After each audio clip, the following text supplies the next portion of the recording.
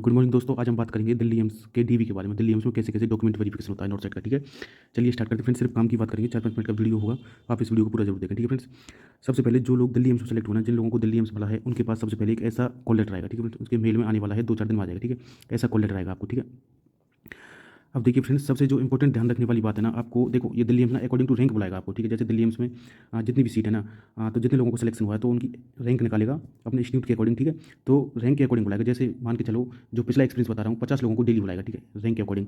तो फ्रेंड्स सबके पास call letter आएगा, तो आप ध्यान रखें। सबसे ज़्यादा जो इंपॉर्टेंट ध्यान रखने वाली बात है ना, वो अपने कॉल लेटर में आप लोग अपनी डेट का ध्यान रखें। देखो यहाँ पर डेट मेंशन है, हाईलाइटेड है डेट, तो आप इस डेट का ध्यान रखें। ठीक है, आपको इसी डेट को जाना है जो आपकी कॉल लेटर में मेंशन है। ठीक है, ये सबका अलग अलग होगा, सबसे इंपॉर्टेंट बात ये है। ठीक है, अब देखिए फ्रेंड्स, आपको जो भी आपकी डेट है, आपको डेट उसी डेट को जाना है। ठीक है, और बाकी आपको क्या क्या डॉक्यूमेंट्स रखने हैं, कैसे कैसे डीबी होता है, इस बारे में बात करते हैं। ठीक है फ्रेंड्स, देखिए सबसे पहले ना, ये देखिए registration slip and admit card issued by the examination section. ठीक है फ्रेंड्स, आपके पास आपकी रजिस्ट्रेशन स्लिप मीन्स जो फॉर्म भरा था, अपने फॉर्म का प्रिंट और एडमिट कार्ड आप फोटोकॉपी निकलवा के रख लेना। ठीक है फ्रेंड्स, आप ना अपने डॉक्यूमेंट्स की दो जीरोक्स के 2 सेट बना लेना। ठीक है, फोटोकॉपी के आप 2 सेट बना के रखना। ठीक है, सबसे पहले registration slip and admit card issued by the examination section. ठीक है फ्रेंड्स, क्लियर है।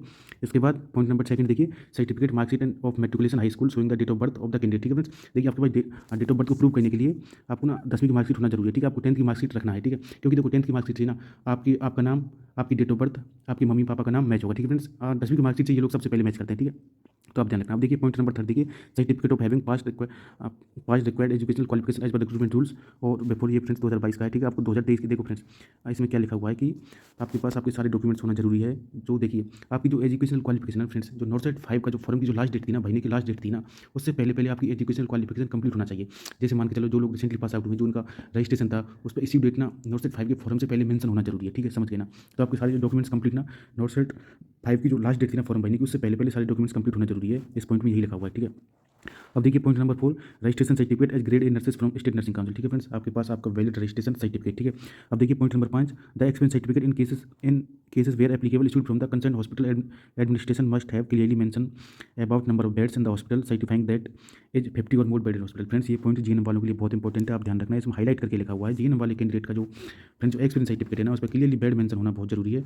तो फ्रेंड्स आप ये ध्यान रखें। ठीक है, जीएनएम वाले के लिए सबसे ज़्यादा इंपॉर्टेंट डॉक्यूमेंट उसका जीएनएम वाले के लिए उसका एक्सपीरियंस सर्टिफिकेट, उस पर क्लियरली बेड मेंशन होना जरूरी है। अगर बेड मेंशन नहीं है तो आप बेड मेंशन करवा लें फ्रेंड्स।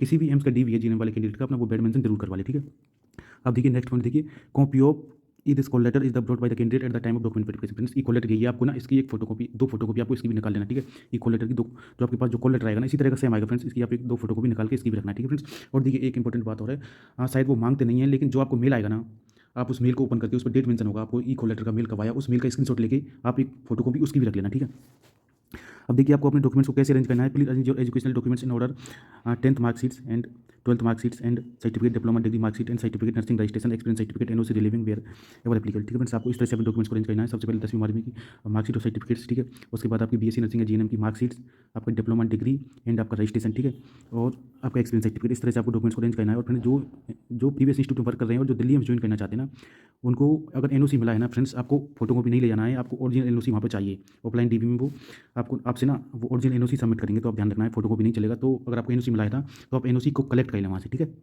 ओरिजिनल एनओसी सबमिट करेंगे। ठीक है फ्रेंड्स, आपको इन सारे डॉक्यूमेंट्स के फ्रेंड्स जीरोक्स के ना 2 सेट बना लेना। ठीक है, तो इस तरह से आपको डॉक्यूमेंट्स को अरेंज कर लेना। अब देखिए फ्रेंड्स, आपको ना photo identity card issued from any government authority, Aadhaar card, PAN card, driving licence. ठीक है फ्रेंड्स, आपको एक आईडी प्रूफ होना चाहिए, जिसमें आधार कार्ड चलेगा, पैन कार्ड चलेगा, ड्राइविंग लाइसेंस चलेगा। ठीक है, अब देखिए नेक्स्ट पॉइंट देखिए, the candidate is also required to bring 1 passport size recent coloured photograph. ठीक है फ्रेंड्स, आप 2-4 फोटो अपने पास रखें। ठीक है, अब देखिए फ्रेंड्स, कास्ट सर्टिफिकेट की बात आती है। सबसे इंपॉर्टेंट बात यह है कि जिन लोगों ने ना अपनी कैटेगरी में सिलेक्शन लिया है, देखो जो लोग रिजर्वेशन वाले ना, जिन्होंने एससी एसटी ओबीसी से फॉर्म भरा था, अगर वो जनरल में क्वालीफाई है, उनसे सर्टिफिकेट तो मांगेंगे ही नहीं, उनसे वापस कर देंगे, क्योंकि सर्टिफिकेट की इंपॉर्टेंस ही खत्म हो जाती है, क्योंकि उसने जनरल में सिलेक्शन लिया, जनरल में क्वालीफाई किया। ठीक है, लेकिन जो लोग अपनी कैटेगरी में क्वालीफाई है, जैसे एससी एसटी ओबीसी और या ईडब्ल्यूएस वाले भी, ठीक है फ्रेंड्स, तो उनको अपनी कैटेगरी में क्वालीफाई है, तो सबसे ज़्यादा इंपॉर्टेंट डॉक्यूमेंट उनका कास्ट सर्टिफिकेट है। ठीक है, जैसे कि नोटिफिकेशन में लिखा था, अकॉर्डिंग टू नोटिफिकेशन उनका कास्ट सर्टिफिकेट होना चाहिए। ठीक है, अब फ्रेंड्स देखिए, पीडब्ल्यू वाले जो कैंडिडेट हैं, उनके पास वो अपने पास सर्टिफिकेट होना चाहिए, जिसमें 40% डिसेबिलिटी मेंशन होना जरूरी है, मिनिमम 40% डिसेबिलिटी। ठीक है, ठीक है फ्रेंड्स, इस तरह से आपको डॉक्यूमेंट्स रेडी रखना है। लेकिन फ्रेंड्स आपको ध्यान रखना, अगर आपके कास्ट सर्टिफिकेट में कोई फॉल्ट है, मान के चलो कोई कमी है कास्ट सर्टिफिकेट में आपके, ठीक है, आपको उससे दिल्ली एम्स मिला है, ठीक है, लेकिन आप जनरल में क्वालीफाई हैं, लेकिन आपको देखो, आप ध्यान रखना, मेरी बात को समझने की कोशिश करना। अगर आप जनरल में क्वालीफाई हैं, लेकिन आपको अपनी कास्ट सर्टिफिकेट से ना, आपके रिजर्वेशन से आपको दिल्ली एम्स में सिलेक्शन मिला है, लेकिन फॉल्ट है, फिर भी आप जनरल में क्वालीफाई हैं, तो फ्रेंड्स आपका इंस्टीट्यूट चेंज हो जाएगा। ठीक है, ऐसे मत सोचना कि हमको निकाल देंगे, ऐसा कुछ नहीं होता, आज तक निकाला किसी को नहीं है, किसी को नहीं निकालते, सिर्फ इंस्टीट्यूट चेंज हो जाएगा। लेकिन आपने सिलेक्शन अपने रिजर्वेशन सिर्फ दिल्ली एम्स में लिया, देखो बहुत सारे एम्स हैं, ठीक है। डिपेंड करता है कि आपको कौन से नंबर वाला एम्स मिला है। मान के चलो पहली चॉइस मिली है, दूसरी चॉइस मिली है। देखो मानता हूँ कि शायद जैसे ओबीसी फीमेल को ना 4,500 तक मिला है, ठीक है। तो जनरल को 4,000 तक शायद कुछ ऐसे मिला है, ठीक है। ये फीमेल जनरल को, ठीक है, दिल्ली एम्स। तो फ्रेंड्स मेरे कहने का मतलब ये है कि आप जनरल में क्वालीफाई होने चाहिए, ठीक है। अगर आपको दिल्ली एम्स मिला है, ठीक है, आपके कास्ट सर्टिफिकेट में कोई फॉल्ट है, अपने रिजर्वेशन से आपको दिल्ली एम्स मिला है, लेकिन आपके कास्ट सर्टिफिकेट में कोई फॉल्ट है, ठीक है, तो आप मेरी बात समझने की कोशिश करें। लेकिन आप जनरल में क्वालीफाई हैं, आपको निकालेंगे नहीं, आपको इंस्टीट्यूट चेंज हो जाएगा, आपको दिल्ली एम्स नहीं मिलेगा, दूसरा इंस्टीट्यूट चेंज हो जाएगा आपको, ठीक है। तो आप घबराने वाली बात नहीं है। और फ्रेंड्स कुछ लोग ऐसा सोचते हैं कि हमको निकाल देंगे, ऐसा कुछ नहीं होता, ठीक है फ्रेंड्स।